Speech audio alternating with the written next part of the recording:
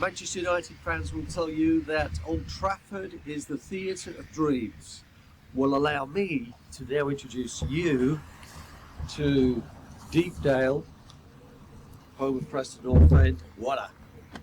The citadel of nightmares. Hello, I'm Andrew Woods, and this is the long overdue Xtreme PNE Podcast 3. Just to explain, the original intention was to have a group discussion on all matters Preston North End. So we were going to do the initial review of the season just gone. That was the 23-24 season. And then we were going to be looking forward in terms of what needed to be done to deliver the club to the promised land.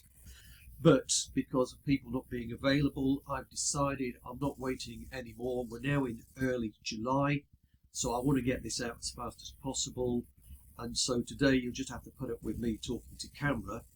So my focus today will be just on the first part, which is basically reviewing the season just gone. While I'm doing that, I'm going to be covering the area. I want to start off by covering the area of transparency. Peter Risdale informs us all that he and the club are transparent. And he also argues, as do a lot of the national media, that Preston North End are a very, very well-run club. The fact of the matter is, they aren't. So today, I am going to systematically dismantle the myth that the club is well-run. And I'll go through this with the facts, as far as I've been able to ascertain them. Where I'm coming from, just to make a statement right from the off, I find it, personally as a Preston fan, embarrassing that the Hemmings family have invested £85 million of their wealth over the last decade. That's been Peter Risdale's watch, and during that time, as we sit here now, one, we don't have a proper functioning youth academy in place to deliver a conveyor belt of talent, some of which we would keep and some of which we would sell. And again, as I speak to you, we have no real talent we can sell for a huge profit, other than possibly Greece and a story I was told about Osmojich, which I don't believe, but we'll see if that comes to fruition or not. So, in terms of being transparent, I contacted Peter Risdale a few weeks ago and outlined I wanted to do these two podcasts, and I offered him, Craig Hemmings and Ryan Lowe the opportunity of appearing on my podcast. This is the reply I got verbatim. Andrew, as always, thank you for your email and offer to interview Craig, Ryan and myself. Having discussed your proposal internally, we have no interest in participating in such a venture. So there you have it. I don't think the club is transparent. Obviously, Peter Risdale et al. Within the club view me, as they have for many years, as some kind of eccentric lunatic fan.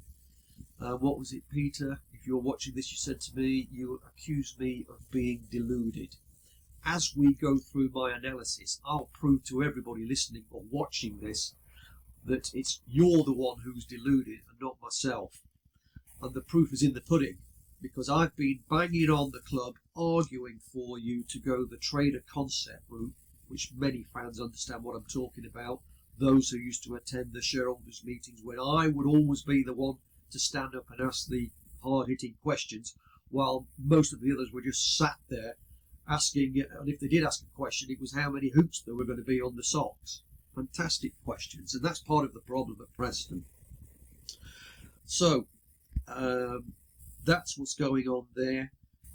I want to actually go onto now the details and look segment by segment on what has actually been going on. So I make the accusation that Preston North End, under the tenure of Risdale and Lowe, has become a retirement home, a retirement club, by which I mean that quite a few players, too many players, aging players, signed by the club, get extended contracts, taking them into their retirement, and that is at the expense of us paying fans. So let's just go through this, the players that I can identify.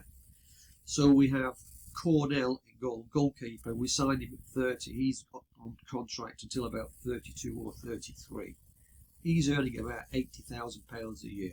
Incidentally, when he came from Peterborough United, he had the worst set of goalkeeping statistics in the Championship. That's while I was at Peterborough.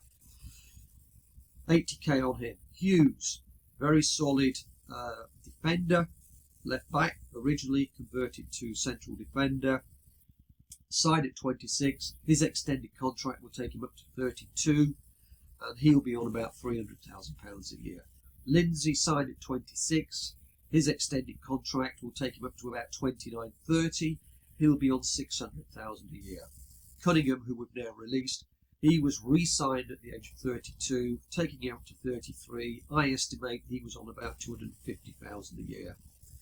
Brady, originally signed for 1 year at, I think it was 31, and then lo and behold, I don't know how this happened, he was given a 2-year extension, taking him up to the age of 33. I estimate he's on about 500 grand a year. Ben Whiteman, 27 years of age. He'd already been signed from Doncaster, been with us a couple of years, and then he was given an extended contract, taking him from 27 to 30. He'll be on 500,000 a year. Bauer, this one I can't get my head around. When he first signed on a free transfer from Charlton, his first 6 months, good solid central defender. Then I think he had an injury from memory, and it was all downhill from then, which beggars belief that for some strange reason Peter Risdale decided to offer him a 1-year extension to his existing contract. So that will take Bauer from the age of 28 when we signed him to 32, and he'll be topping up his pension to the tune of 500,000 a year. Ched Evans signed at, I think it was 32 or 33, extended contract now takes him up to 35, 36 as a player coach. He's on 300k a year. Keane signed from Wigan, free transfer, age 30. He's with us till about 31, 32. He'll be on about 300k a year. And Brown, that we've just released, his last contract was signed at 26, taking him up to 29. He was on just under £1 million a season. So adding that all up, my guesstimate is that those players are costing the club £4.3 million in wages annually. The point being that not one of those players, costing us collectively over £4 million a year in wages, has any resale value. They have zero return. That means with that number of players, the model that is being used by Peter Risdale is not sustainable.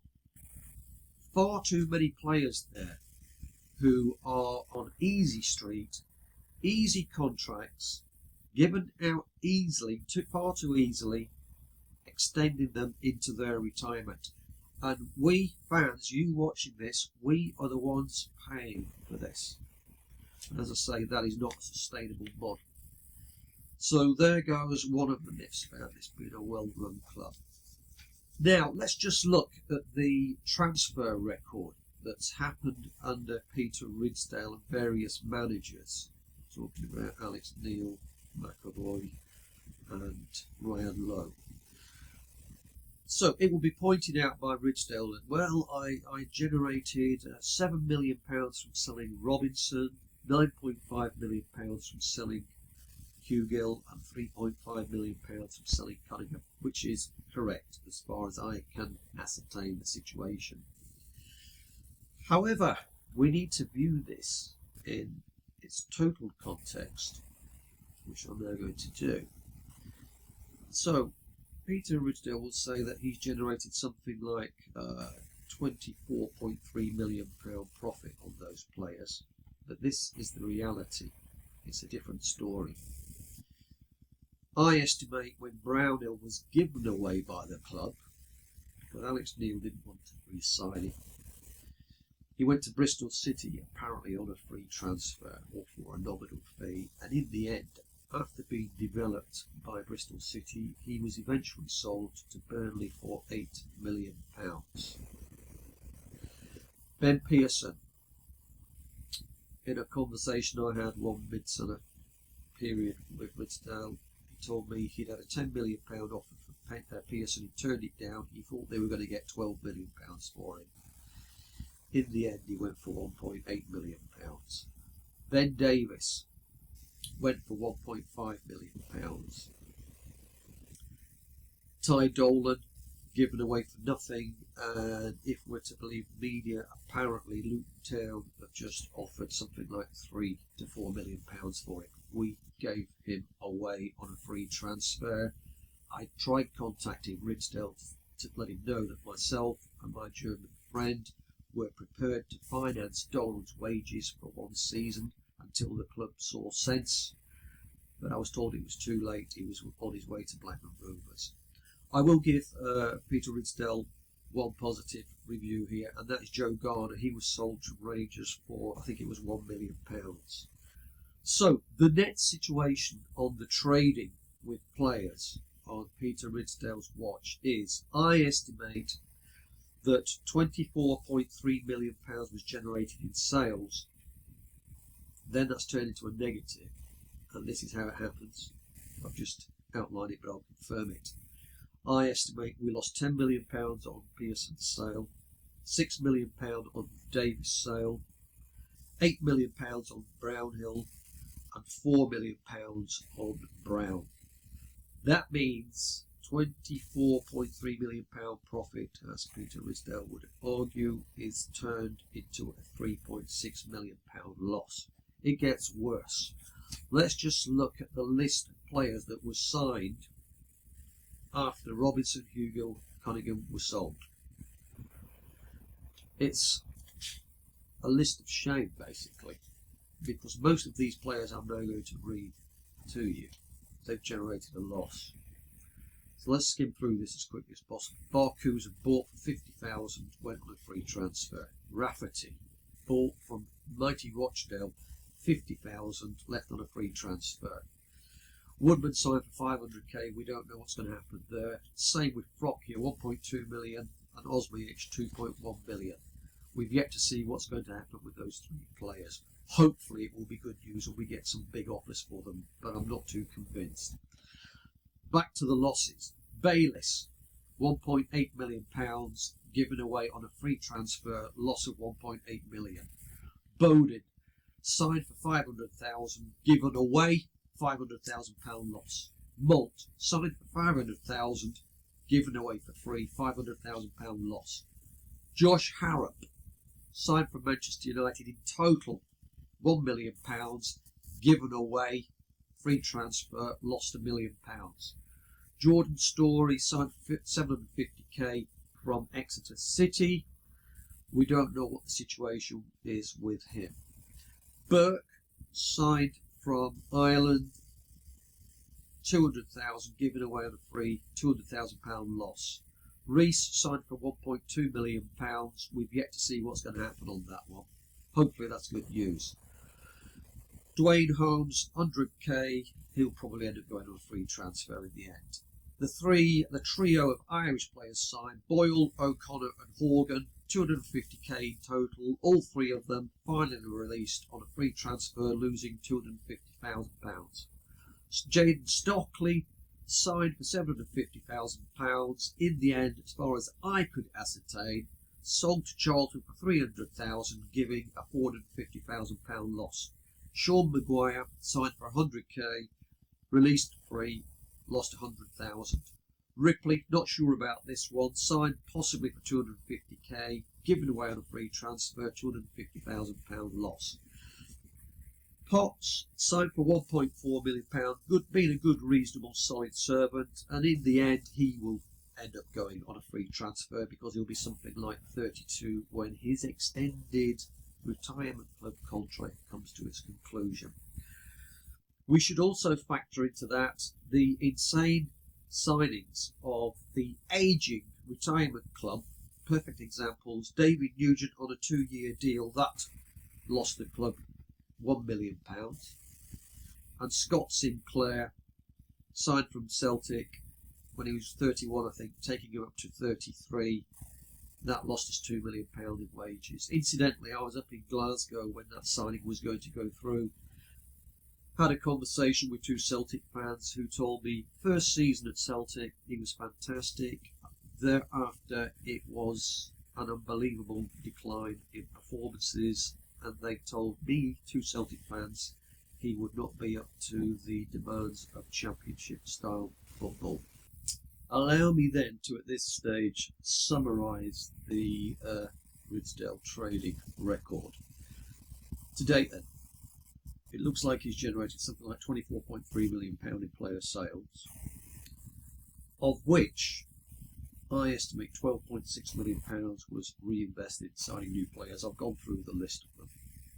Of that £12.6 million invested in new players, I estimate that once those players were resold or released on a free, that lost us just over £5 million. Then you factor in the loss, those wages on Sinclair and Nugent coming in at £3 million, because they were zero assets. There was never going to be a return on them, and for the main part their performances were not up to standard. And then factor in the net loss, taking into account players sold and those, the amount of money we got back, net loss of £3.6 million. So in total it looks like the losses are 3.6 plus 8. So instead of being a profit, we've got something like £12 million in losses on player trading over the last decade, certainly since Hugo was sold, which is not a good performance. Just going back here, there's just one point I want to make. So this is a tale of 2 championship clubs. Slater, young 18, 19-year-old left back. I've seen him play in the U team. Very good player, great potential. What happened? He broke into the first team pre-season friendlies, was looking good. The first offer we received for him from Brighton and Hove Albion, and he's off, leaving the club. 2 stories here. I was told the down payment was £250,000, and the club would say it's £750,000 plus add-ons. What sort of add-ons are we talking about here? Possibly Slater has to score the winning goal in the World Cup for us to qualify for another £1 million. Right, let's compare what we've done with Slater, where most of you fans didn't even get the opportunity to see him in action. I did, and he could have been developed into a very good player. What did Leeds United do with a similar scenario with their 18-year-old right back, Archie Gray? They gave him his debut. He started to establish himself. He was blowing hot and cold. Then it came up to Boxing Day when he was annihilated by Liam Miller. Are you listening, Risdale and Lowe? Archie Gray was annihilated by Liam Miller. That being the Liam Miller that you don't want back at the club. What did Leeds United do? They didn't drop him the next game. They persevered with him. And within 2 months, he was being talked about in the national media as a possible future England right back. And then, just a few days ago, the news broke that Leeds United have just sold 18-year-old Archie Gray for, it's either £35 million or £40 million to Tottenham. Compare that scenario.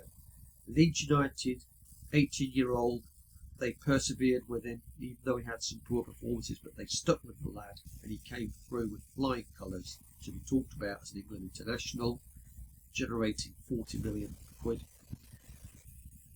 Our equivalent, Slater, 19 years old, didn't even make a proper league debut. First offer we get, it was a derisory £250,000, as I understand it, from Brighton End, that they were laughing at. Or even if it was £750,000, compare that with Archie Gray, 40 million quid. And there's the difference in how clubs operate, how they function, and how in turn, after those sales, they are able to rebuild their teams. Leeds can, we can't. We gave away one of the best young prospects we've produced in years. And as I say, repeating myself, most of you never even got the opportunity to see that lad play. That's not a good story. Okay, still looking at the finances under Peter Ridsdale, just looking at championship wages for 2023-24. Now, the source here that I've got is Planet Football, Paypology. So this is going to be taken with a pinch of salt, and no doubt Peter Ridsdale would try to rip me to pieces and say those figures aren't accurate. Well, when the club isn't transparent, fans like me, who used to be shareholders, were left to try and do a guesstimate, the best guesstimate. But anyway, let's just look at the wage structures of the clubs. A few of them, can't go through all of them last season.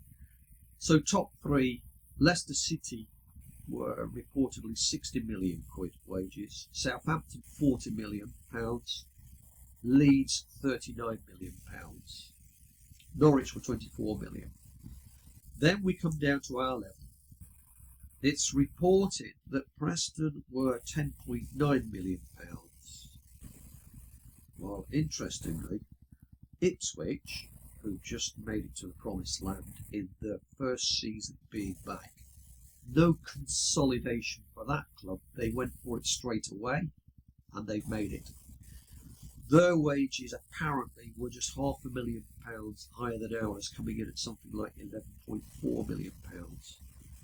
And look at Coventry City. Again, they were well below us a couple of seasons ago. They're now overtaking us.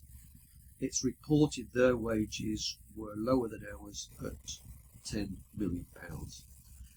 The point being, even if Peter Risdale will say those figures are wrong, the pro rata percentages there will be about right. So let's say Ipswich would say come in at say 13.5 million instead of 11.3, and we come in at something like 11.5 million, and Coventry instead of being 10 million will probably be 12 million. The point being made that they are very similar to our wages as far as I can gather.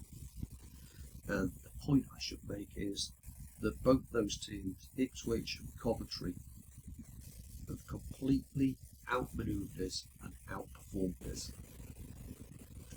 The signings made by Ipswich last summer were roughly the same level as we spent at Preston. Coventry City have been able to bring some players in, some good players, young players, because they've used my trader concept strategy. They've bought young, developed and sold, and reinvested extremely well. Ipswich Town, with a very good manager.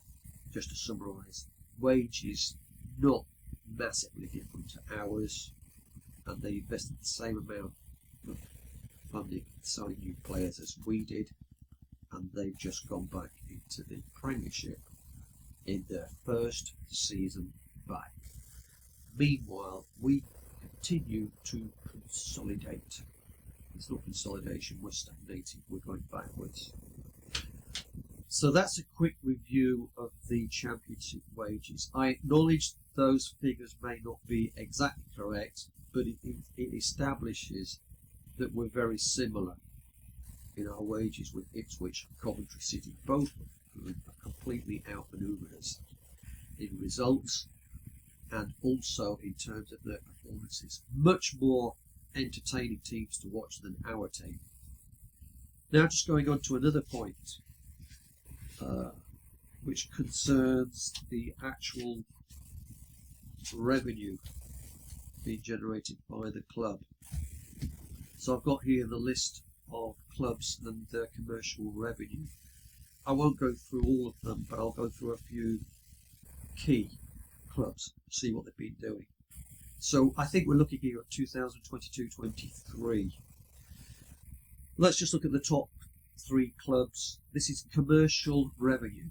So this will be all commercial activities, including shirt sales, etc.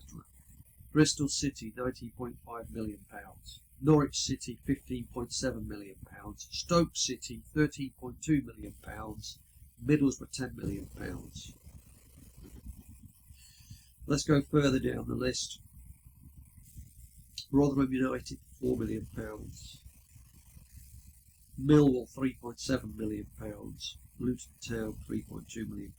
Wait for this. Blackpool, £2.1 million. And who do you think is last in the list? Good old Peter Ridsdale's Preston North End. They will run the club, generating £1.4 million. And I know immediately that Peter Ridsdale will be arguing that is a false comparison, because all the other clubs, those figures are the gross sales, whereas Preston North End sales are generated as a net figure, not a gross figure. So this is net, which is what the club are actually paid in terms of being a profit, net profit, after third-party sources have taken out their cut. So, even taking that into account, if these clubs are basically operating on margins of 50%, and it's more than that on the football shirts that they're selling, we've got clubs like Huddersfield and Rotherham on 4.1 and £4 million. Let's say that their net profit on that is £2 million. They are still outperforming Peter Ridsdale's Preston North End at a pathetic £1.4 million. The point I want to make here is this. If I were CEO of Preston North End, I would appoint somebody I know very well who would turn those figures around once the existing contracts have been terminated, and he would double the profitability of the commercial income streams in the first year, guaranteed. The problem we've got is that the lazy option has been taken by the club, with too many commercial activities being contracted out. So that means we've got a third party who run the show for us. They take their cut and then they give us the net figure that they've negotiated. I want the whole lot. That is lazy management. It's not following through your responsibilities, which is to generate incremental revenue streams, which is not happening. So again, the myth of this being a well-run club is completely dismantled. Even those figures won't be completely correct. It sets the general trend, which will be there or thereabouts. So that's the financial side.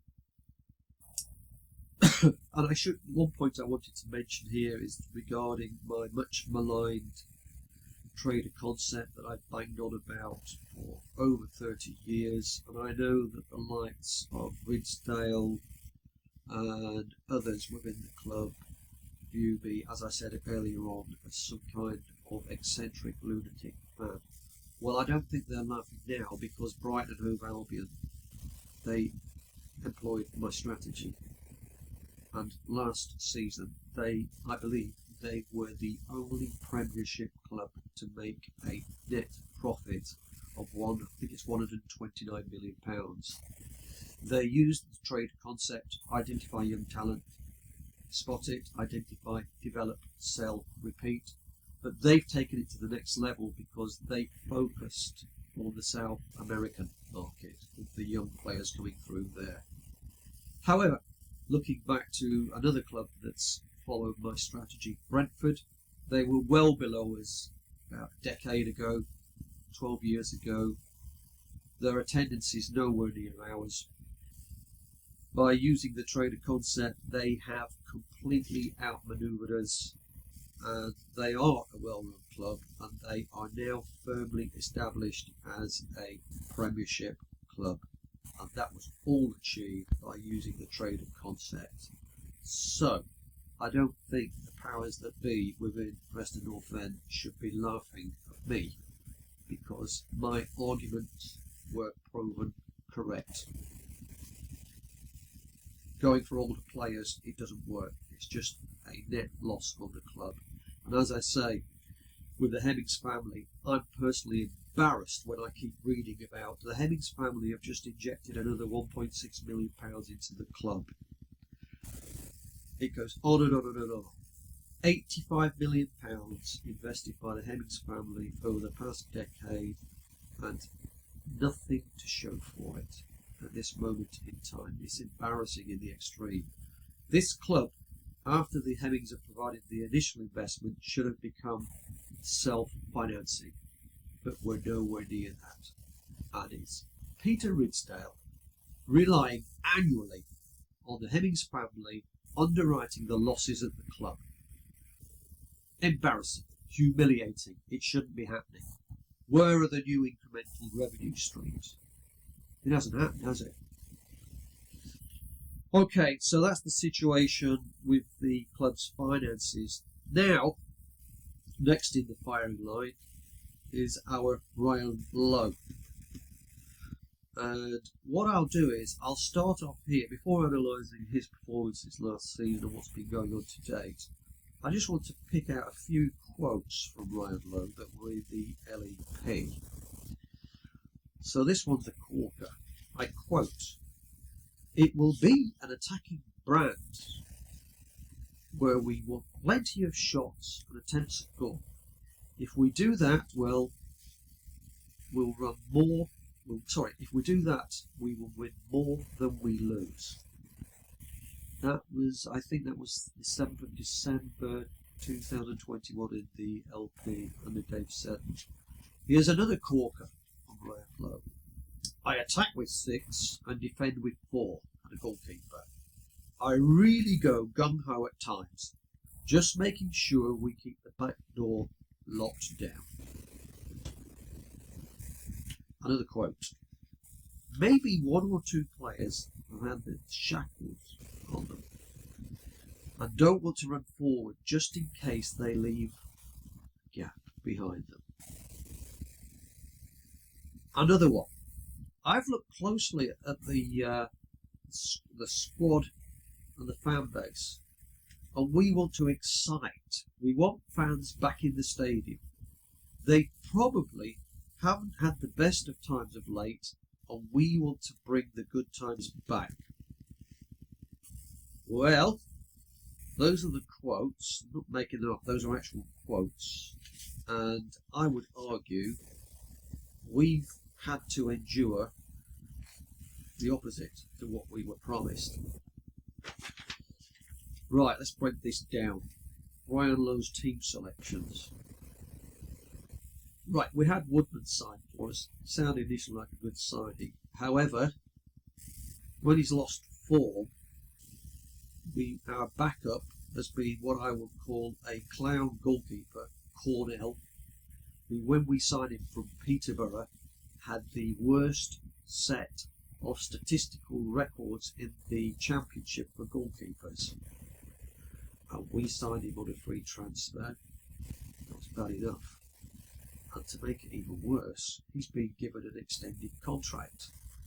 What we needed was a number 2 goalkeeper who could pose a serious challenge to Woodman, so that when Woodman's form declined, as it did and has, we had a goalkeeper ready to come in and make a serious statement. We haven't got that at all. Now, no doubt, as we all hear, Cornell is a lovely chap, and everybody likes him, and he does a lot of good PR work for the club, which is fantastic. But he's not there for that job. He's there to be a goalkeeper, making a serious challenge on the number 1 position, and that's not happening. Jordan Story, he was signed as a young lad 2021 from Exeter for £750,000. first season alongside Ben Davies, he was outstanding, and I thought, we've got a good one here. This lad's going to be developed into a player worth a lot of money. After that first season, his form has gone backwards. I don't know what's happened to it. And his distribution when coming out of defence is basically non-existent. It's comical to watch when he tries to hit a pass. In fact, it's not funny. Hughes, good solid player at this level, but I'd say a mediocre journeyman. And he's been given an extended contract. Why? He's going to be taken up to the retirement club scenario of 32. We've got Brown's now gone, but I've got here in my notes we had both Whiteman and Brown in midfield together. My argument being that when that was happening, the more observant of you watching issues unfold would have noticed that the moment the ball arrived at them in midfield, any momentum we had in a counter-attack was lost because they slowed the game down. Normally going for the easy sideways pass, or sometimes turning around and passing backwards, rather than going for it, attacking and trying to hit the defence splitting passes. It wasn't there. Then we had the exciting signing of Liam Miller. He was the type of player we've been screaming out for several seasons. Type of player who gets you out of your seat. And it was apparent to all, with common sense, that he was a real, genuine attacking winger with pace and the ability, the trickery to beat players, as we all saw when he annihilated young Archie Gray of Leeds United on Boxing Day. He scored one of the best goals I've ever seen at Deepdale. For a split second, I could not believe what I just seen when the ball hit the back of the net. Well, what has happened this summer? Well, we've had soundings made by Miller that he would like to come back to Preston, would be prepared to come back to Preston if he's allowed to play in his true position as an attacking left winger.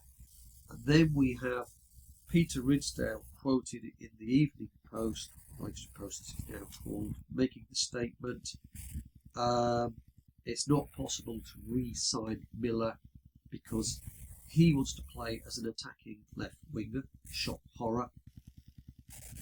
The mode of play that got us out of our seats, because Brian Lowe will only play with wing backs. That being, what can I say, the jack of all trades and the master of none. Whatever a wing back is, we can't afford them. We should have conventional fullbacks and conventional wingers to focus on the primary jobs, which is either defending or attacking. So we've lost Miller. He's been driven away from us. Then we had another situation with team selections. We had Dwayne Holmes unbelievably being played at right wing back. I think that happened at Birmingham, certainly against Southampton, and it was unbelievably bad management, naive in the extreme. He was annihilated at Southampton. And that wasn't Holmes' fault because he's not a right wing back. Then we look at team selections that didn't happen. I go back to Leeds giving Archie Gray his opportunity. We didn't give the opportunity to Slater. And we had another lad, 19-year-old Josh Seary. I've seen him play in the youth team. Looks a very good prospect. What's happened? Was he given his first team opportunity, as Lowe was alluding to last summer when he threw all those players in the pre-season games? And the young lads actually outperformed the high-earning senior players, but basically none of them, other than Best, was given a real opportunity to prove himself. But getting back to Seary, I do like the lad. I think he could make it, but he's 19 now. He'll be coming up to 20, I think, in autumn, and he still hasn't made his first full-team debut. He was shown the utter contempt by Lowe of being thrown on at Coventry City away for the last 40 seconds. And I think towards the end of the season, he was given a 5-minute run out. Unbelievable stuff. How can a lad prove himself in that time? Go back to repeating myself. Look what Archie Gray did. And he had several bad performances. Team selections. What happened to Kean Best? He forced his way into the team. Young 17, 18. He was looking really good. His delivery was superb.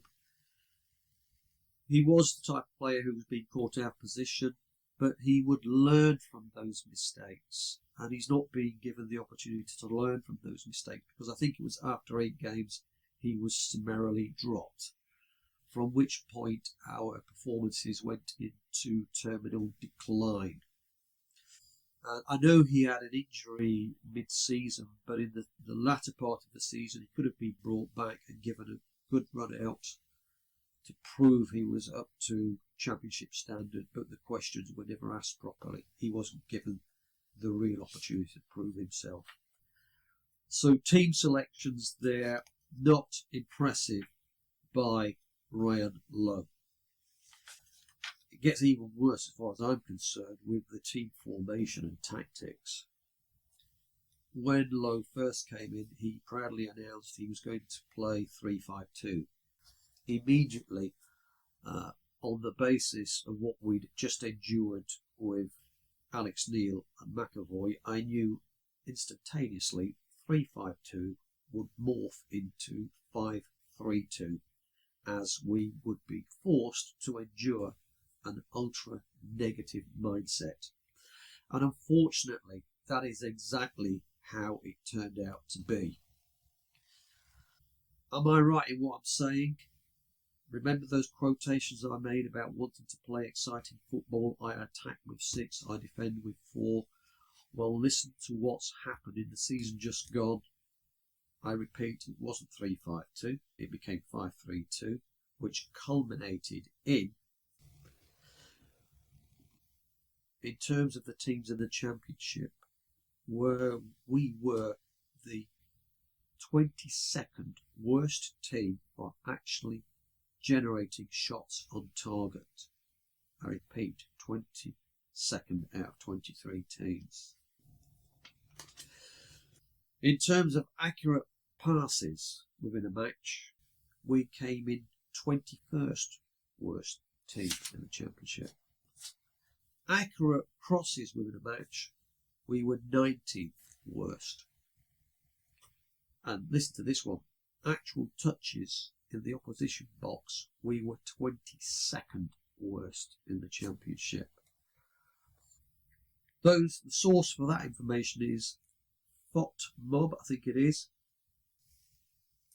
who look at these statistical analyses, and that completely destroys and dismantles Ryan Lowe's argument about his mythical brand of attacking football. It's the complete opposite that we've been enduring. I'll just go through the final games I'll go through the shots on target in those final games where we were allegedly pushing for the playoffs. Listen to this one. Stoke City at home, 2 shots on target.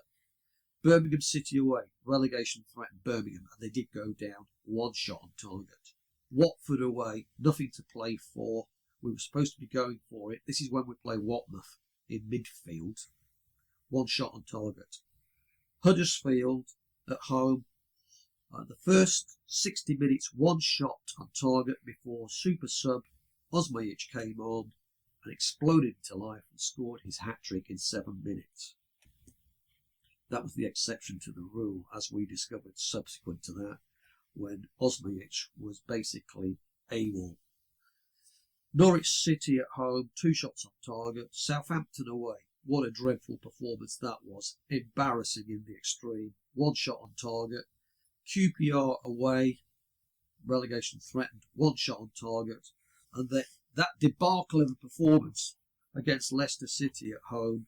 1 shot on target. And that was basically a rerun of the Tottenham game in the FA Cup, when the brand of football entailed trying to merely limit the scoring opportunities and attacking threat of Leicester City.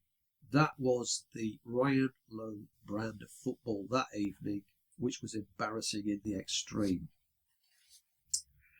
So, not just with Ryan Lowe, although it's got arguably worse under Lowe, but I'd say the last 5 years, we fans have been subjected to, let me summarise this, dull, boring, turgid, ultra-negative football. Pass sideways, pass backwards, any which way but forward. Okay, looking at another point here, team tactics, formation, Woodman. I don't understand whether he's been briefed to do it or whether it's what he does by his own volition. But whenever he's taking a goal kick, we have to suffer the sight under this brand of football of all 20 outfield players becoming lumped together about 70 yards upfield on the right hand side. And we witness the spectacle of Woodman hoofing the ball 70 yards downfield in the hope that normally is supposed to be targeted to Brad Potts, that he can win the header and flick on, or we can win the second ball from which we can launch an attack. The attack invariably never occurs. It normally results in either the ball going out for a throw-in or the ball coming straight back at us. When I was in my school team at the age of 14 and we used to bunch around the ball like that, the PE teacher would blow the whistle, stop the game and start screaming out at us, "Woods, what are you doing bunched over there? You're a right winger. You should be on the right touchline." This is just an example. And I'd say, "Yes, sir," and I'd go out onto the right touchline, and it spread the play. That was at schoolboy level at 14, 15, 16 years of age. And here we have professional players earning £500,000, some of them earning £900,000 a year, being told by their manager and their coaches to hoof the ball 70 yards downfield, schoolboy fashion, and the manager who's presiding over that brand of football is on something like £600,000 a year. It literally beggars belief. Another one with Woodman, when he's intercepted the ball and we could launch a counter-attack, why is he so painfully slow in releasing the ball? It's as if he's posing for a picture. And the one thing that's just been evident in the Euro tournament that we've all been watching is the speed with which the goalkeepers, once they've intercepted, they release the ball. Normally, highly accurate, throwing the ball out to players, and they are able immediately to launch a counter-attack. Even if nothing comes of it, it's exciting to watch, rather than this dull, turgid, passing the ball around at the back, sideways, backwards, with nothing actually happening. So that's another criticism I have of Woodman. And then with free kicks and corners, who's responsible for that fiasco? Because for the duration of Lowe being in charge, there is no discernible difference to what we've witnessed before. There's no innovation, there's no creativity. We just get bog standard corners, normally delivered into the outstretched arms of the opposing goalkeeper, or free kicks that normally hit the first man. That's not proper coaching, as far as I can see. So the question is, what the hell is going on behind the scenes? And more to the point, why haven't the coaches been able to develop a fluid style, cohesive style of play on the attack that's able to open up the opposing defence, finishing with at least, even if we're not going to score, at least a direct shot on target that forces the opposing goalkeeper into a save? Because let me make the point now.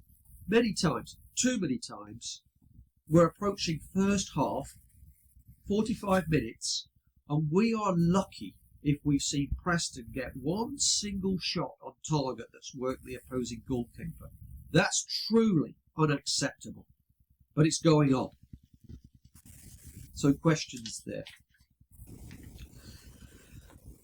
Look what's happened while Lowe has been consolidating his team. We've been overtaken. 3 teams in particular. Luton Town, who about 8 years ago had dropped out of the entire Football League. They rebuilt, came storming back, overtook us, and on basically similar resources, lesser tendencies than ours, they were able to make the Premiership. So Luton Town have outmanoeuvred us, not with a massive difference in the amount of funding and wages. Ipswich Town have gone through that one. First season back, no consolidation for them. They went for it, playing aggressive, attacking football, not giving the opposition a moment to rest on the ball, and it paid dividends for them. And well done to Ipswich. They deserve it. Their fans deserve it. They're back in the top flight. Again, I repeat, their wages apparently not that different to ours, and certainly the amount of money invested in new signings last summer was not massively different to ours. So we've been completely outperformed by Ipswich. Coventry City made it to the semi-finals of the FA Cup. In fact, they should have gone through because the goal they scored wasn't offside. It should have been Coventry City in the cup final. But the point is, although they finished, I think it was just one position below us, their football standard, their brand of football under Mark Robbins has been outstanding to watch. It really has been entertaining stuff. And they've, to a degree, used, well, no, not to a degree, they've actually used the trader concept. They've traded players and they've steadily built up the quality of their team. What I've been arguing for over 30 years, and within the club, and many fans, particularly those who remember me from the shareholder meetings, laughing at me. Well, you ain't laughing now with what Coventry City, Brighton and Brentford have done. Okay, just one last point I'll finish on, and this is we're looking at basic marketing of the club. And a couple of weeks ago, I'd argued to Peter Risdale that coming up to season ticket sales, it was extremely arrogant of the club to expect fans to just turn up and merrily spend their hard-earned money in these tough economic times without knowing what the club intended doing and what amount of money was going to be invested in rebuilding the team. So I was making the argument, because I make it known now, in the unlikely event that Craig Hemmings is watching this, as CEO I could completely outperform Peter Risdale, and I could deliver this club to the Premiership in the first season. I'm going on record as saying it now. To the extent that I challenged Peter Risdale, I said, okay, let's do this, Peter. You're mocking me, fair enough. Let's call a meeting in the Great Room. 400 tickets sold. The money can go to charity. You can do your presentation on your objectives, on your strategy. You go first for the first 30 minutes, 45 minutes in front of a live audience.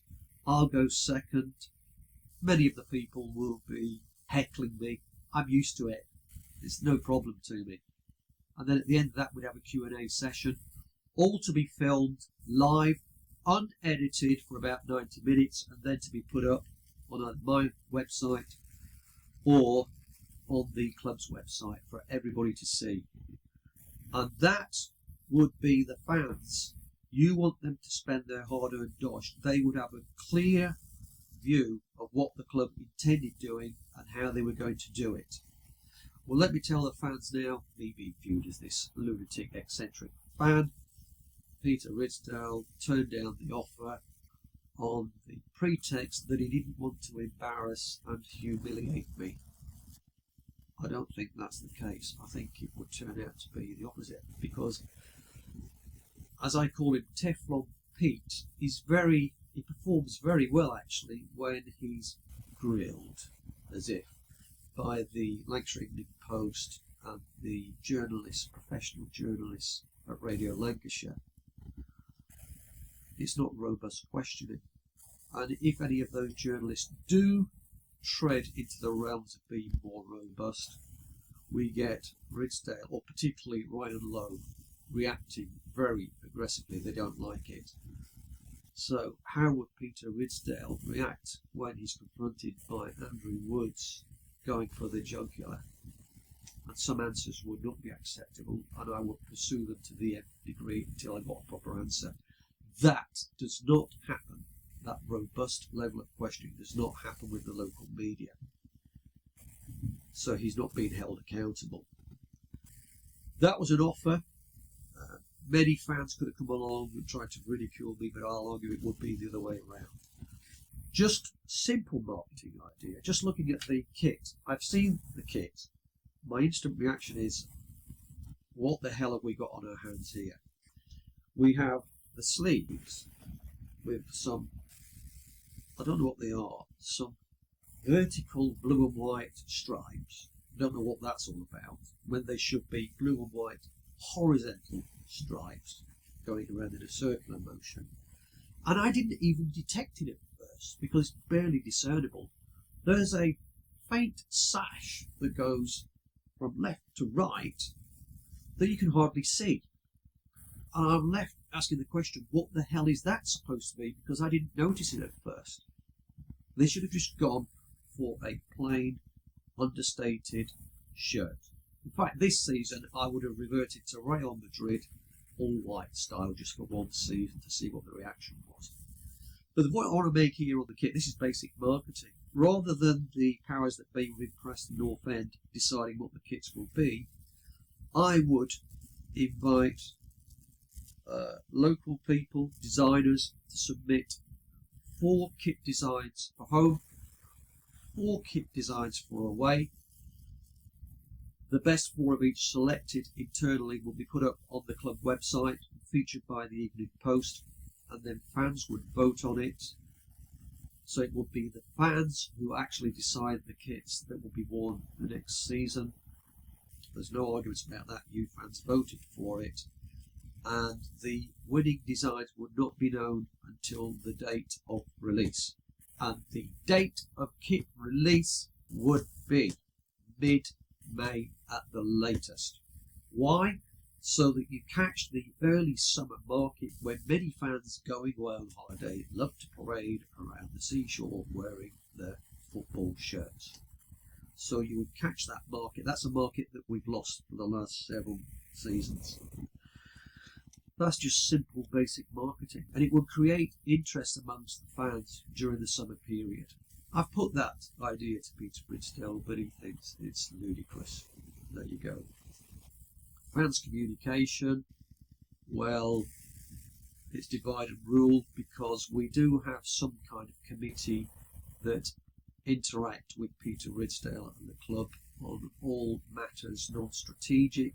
So we're talking here about possibly the price of tickets, the price of drinks, the quality of the pies, the butter pies, etc. So it's anything but the really serious strategic matters concerning the running of the club, generating finances, revenue, and the actual tactics deployed by Risdale and Lowe. Not up for discussion. So Teflon Pete, as I'll call him, has divided and ruled and made sure that he meets the criteria of the EFL by having these, I think it's an annual meeting with the supporters, but he's taken out of the equation the chance for the real meat to be discussed. Okay, so that's me finished on the first part now. Just to summarise, we've got no new incremental revenue streams. We've got the club that's not being run properly in terms of generating incremental revenue. The trading to generate X funds to reinvest in the team has not happened. And we've got Risdale and Lowe with what I would describe as his brand of football. It's ultra negative in the extreme, passing sideways, backwards. And I quoted these statistics, the key statistic being we are the 22nd worst team in the championship for having number of shots on target. That's what we have to endure. And the one man that could have turned that around, get us on the edge of our seats, has now been rejected by the club. He did want to come back, being Miller, but we're not prepared to play him as an out-and-out left winger, which is what most of us fans want to see. But hey, it's the guru himself, Risdale and Lowe, who's going to be sticky with his mythical wing-back disaster. On that point, I close proceedings here. The next podcast is going to be several of us involved in that, where we'll be looking forward to what can be done by the club and what it's going to cost, and we will actually name the manager, the players we should have signed this summer to turn this around. So you can all look forward to that one. So thanks for watching this new format. Obviously, we switched from audio to visual. So now the face has been put to the name. Look forward to the next podcast. Thank you.